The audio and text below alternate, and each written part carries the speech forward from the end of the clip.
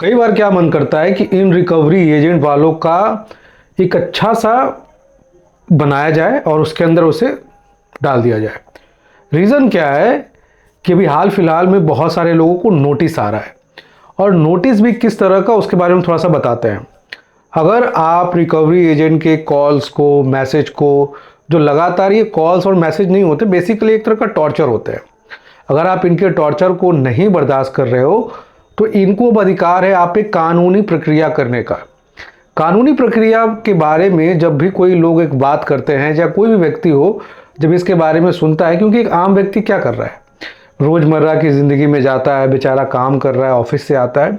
अब एक कानूनी लफड़े में पड़ना एक आम आदमी के बस की चीज़ नहीं होता, और कोई पढ़ना भी नहीं चाहता। कमा रहा है, खा रहा है, छोटा सा लोन है उसको वो पे करने की कोशिश कर रहा है।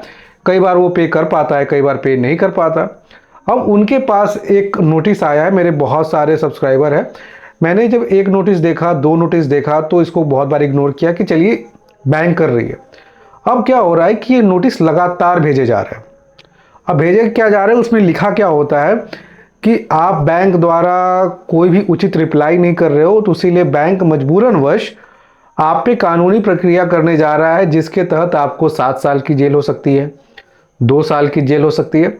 मतलब इस तरह की 50 तरह की चीज़ें जो लोगों के माइंड में डाली जा रही है। लोग पूरी तरह से परेशान हैं कि सर ऐसा कैसे हो सकता है कि मान लीजिए अगर हम लोन नहीं पे कर पा रहे तो हमारे देश में लोन का रीपेमेंट ना करना कोई कानूनी अपराध तो है नहीं। तो इस तरह से जो नोटिस भेजा जा रहा है, इस नोटिस में कितनी सच्चाई होती है, और उसमें कुछ धाराएं मेंशन होती है। सबसे पहला सेक्शन 138 जिसको एनआई एक्ट भी बोला जाता है, दूसरा 25A, और एक नया पे आ गया है बीएनएस पे 316 और 318। ये नोटिस भेजे जा रहे हैं लोगों को, और लोग इसके कारण काफ़ी ज़्यादा परेशान हो जाते हैं। और आजकल ये चीज़ बहुत ज़्यादा चल रहा है। मैं ये चीज़ नोटिस कर रहा हूँ तकरीबन दिसंबर, जनवरी, फरवरी, ये 3 महीने में लोगों के साथ ये चीज़ ज़्यादा हो रही है। सबसे पहले समझिए कि नोटिस का सच्चाई क्या होता है, और कोई भी अगर ये चीज़ देखिए, जो नोटिस है ये आते हैं, किन केसेस में आते हैं, क्यों आ रहे हैं, आपको क्यों अभी परेशान किया जा रहा है, इसके बारे में तो समझिए। देखिए, पहले क्या होता था कि रिकवरी एजेंट जब भी कोई भी रिकवरी का कॉल करते थे, आपको कॉल करते थे, तो उनका एक बेसिक स्टेटमेंट क्या होता था कि अगर आप पैसे नहीं दोगे तो वहाँ पे लीगल कार्रवाई करेंगे। कभी भी किसी भी रिकवरी एजेंट या कोई भी एजेंसी द्वारा जब आपको कोई कॉल किया जा रहा है, अगर वो आपको इस तरह का स्टेटमेंट दे रहा है कि हम आप पे लीगल कार्रवाई करेंगे, कोई कानूनी प्रक्रिया करेंगे, तो सबसे पहले आप उनसे पूछिए कि चलिए मेरा अपराध क्या है। हमारे देश में ईएमआई ना पे करना तो कोई अपराध होता नहीं है। अगर चलिए मान लीजिए ईएमआई पे करना एक अपराध भी है, तो आप जो कंप्लेन रजिस्टर करने जा रहे हो, कोर्ट में जा रहे हो, नज़दीकी थाने में जा रहे हो, तो कुछ धाराएं लगाओगे, अपराध तो बताओगे ना। और सबसे पहले एक बात समझिए, किसी भी रिकवरी या कोई भी लोन रिलेटेड जो मामले होते हैं नज़दीकी थाने में, उसकी शिकायत नहीं हो सकती। जब भी बैंक को करना होता है तो ये कोर्ट में किए जा सकते हैं। कोर्ट में ये तीनों चीज़ वैलिड है, सेक्शन 138, 25A, अब बीएनएस के थ्रू 316, 318। अब एक प्रक्रिया क्या होती है इसको समझना, और इस समय लोगों को क्यों परेशान किया जा रहा है समझिए। सबसे पहले जब कोई भी व्यक्ति जब लोन लेता है तो कई बार चेक देता है, इलेक्ट्रॉनिक वर्जन में भी हो गया, मैंने कई बार बताया भी अपने वीडियो में। सेक्शन 25A क्या है, 318 क्या है, जो रेगुलर इस वीडियो को देखते होंगे उन्हें इसकी जानकारी होगी। अब ये क्या होता है कि जब आप पेमेंट नहीं कर पा रहे हो, लोन अकाउंट एनपीए लगने के बाद, एक चीज़ समझिए, अब बहुत लोगों को कन्फ्यूजन होगा कि सर हमको कैसे पता चलेगा कि मेरा लोन एनपीए हो गया। सिंपल सा कैलकुलेशन है, एनपीए 92 डेज बाद लग जाता है।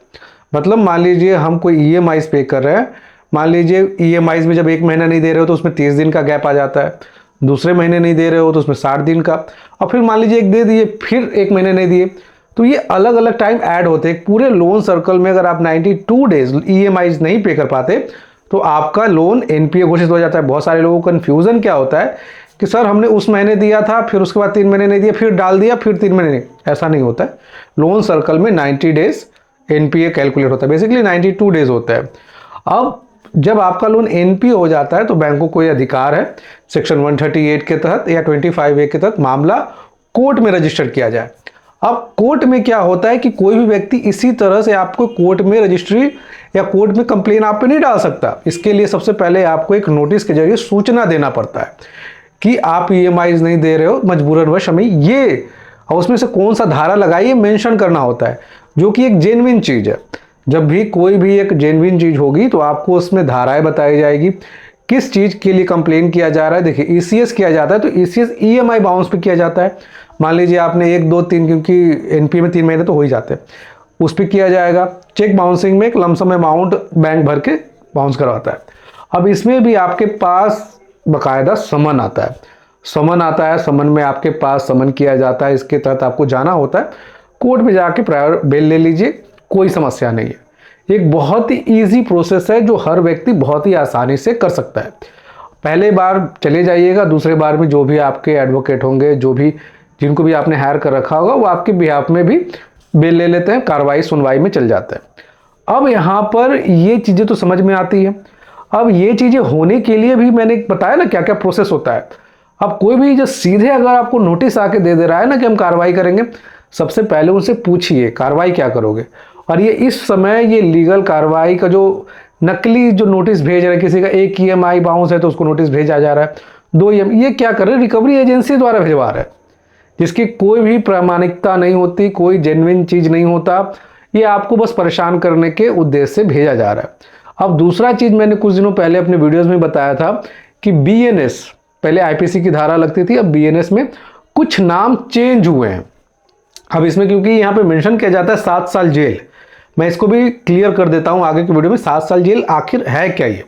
देखिए जब बीएनएस में क्या था कि पहले हम लोग सुनते थे ना 406, 420 अमानत में खयानत, धोखेबाजी का एक केस, इसी का नाम बीएनएस में थोड़ा सा नंबर चेंज हो गया है, जो कि अब 400 की जगह 316 और 318 हो गया है। 316 अमानत में खयानत है, जो 406 था पहले। इसमें क्या है कि मान लीजिए आपको बैंक ने किसी संपत्ति के नाम पे, कोई एक भरोसेमंद चीज़ के नाम पे लोन दिया, उस भरोसेमंद चीज़ को ही आपने गायब कर दिया, मतलब जो अमानत थी आपने उसको बेच दिया, कुछ नुकसान कर दिया, तोड़ फोड़ दिया, उस केस में 406 लगता है। और मैं मानता हूं कि 100 में से 1-2 लोग ही ऐसे होंगे जो इस तरह से करते होंगे। ये क्या है कि अगर आपके पास जो संपत्ति है, आप पैसे नहीं दो, सिविल का मैटर है, कुछ नहीं होगा। अगर संपत्ति है तो संपत्ति लेके चले जाएंगे तो कम से कम लोन क्लोज हो जाएगा। पर आप इस तरह से संपत्ति का नुकसान कर देते हो या उसे बेच देते हो, तब जाके आप पे 316 के तहत कंप्लेन आ सकता है। अगर आपने ऐसा कुछ भी नहीं किया है तो अगर उसके बावजूद ये आ रहा है तो इसकी कोई वैलिडिटी नहीं है।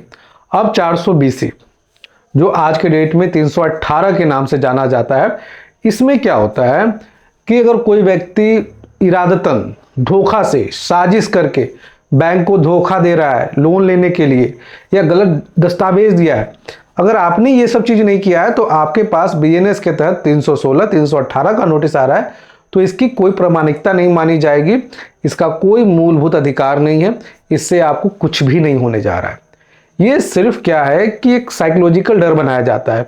और बहुत बार आपने देखा होगा कि कई सालों से कोई मामले बंद पड़े हैं, खाली बस्ता में पड़ा हुआ है, अचानक से बैंक आपसे मांग रहा है। अगर आपका टेन्योर खत्म हो चुका है, उसके 3 साल हो चुके हैं, अगर बैंक ने पैसे नहीं मांगे, अचानक से बैंक पैसे मांग रहा है, तो उसका हक नहीं है पैसे मांगना। आप समझ गए कि आपके ऊपर क्या क्या चीज़ हो सकता है, क्या क्या चीज़ नहीं हो सकता है। इसके अलावा भी आपके माइंड में कोई भी संदेह सवाल हो, स्क्रीन पे नंबर है, पर्सनली मुझसे अपॉइंटमेंट के थ्रू बात कर पाओगे। जय हिंद, वंदे मातरम।